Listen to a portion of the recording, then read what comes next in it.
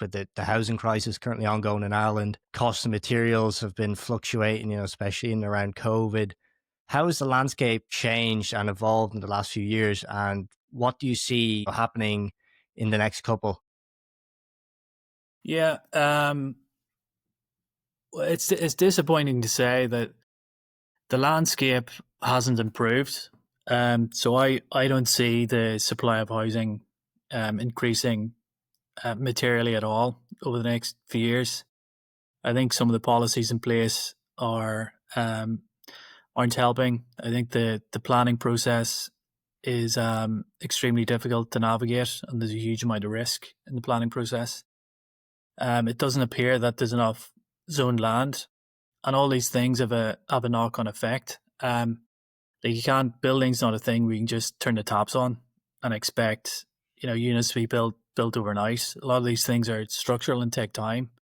Another core problem is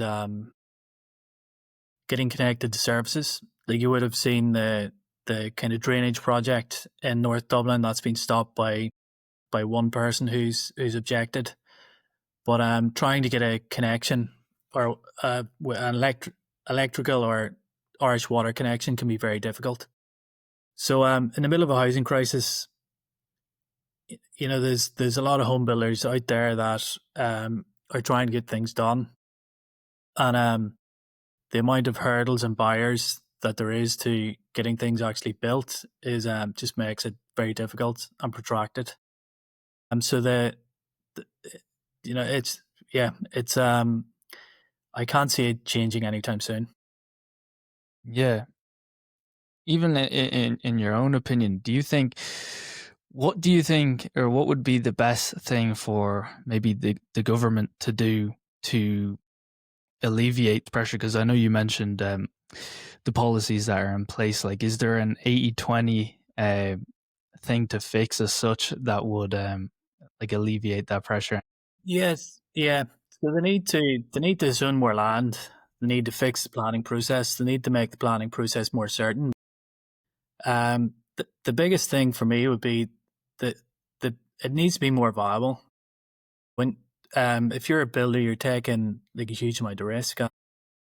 I know there is a narrative in the media that like house prices are very high, so it's very easy for the public to look at high house prices and make a straight line back to developers making a load of profit. I mean, it's just not the case.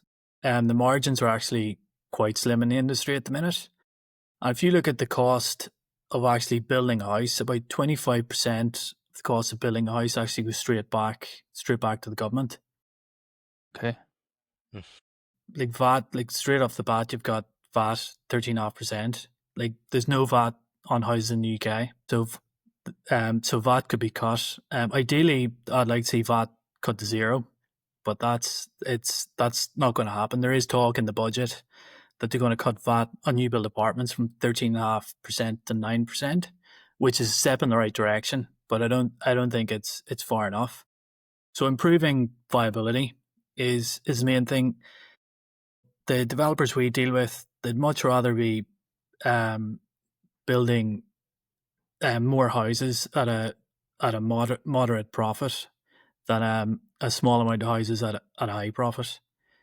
So that the narrative that's out there sometimes is not helpful.